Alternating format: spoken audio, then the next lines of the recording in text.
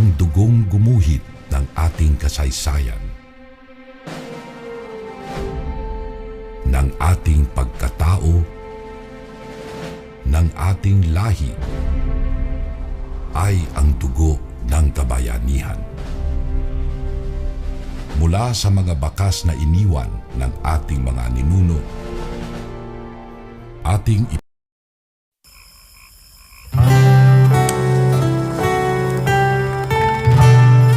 ang mga pamana ng ating kultura. Mula magulang sa anak hanggang sa susunod pang henerasyon.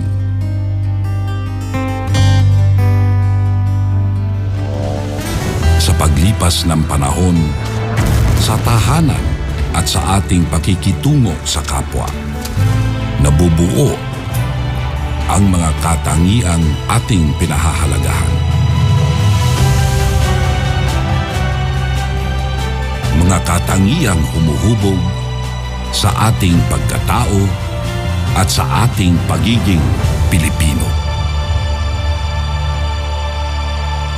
Mga kababayan, ang pambansang awit ng Pilipinas.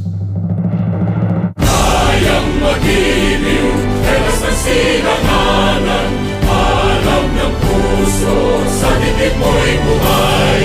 Lupang hinirang, tuyag ka ng magiting, sa manlulupin, di ka pasisingil, sa nagatang tutok sa simoy at sa langit mong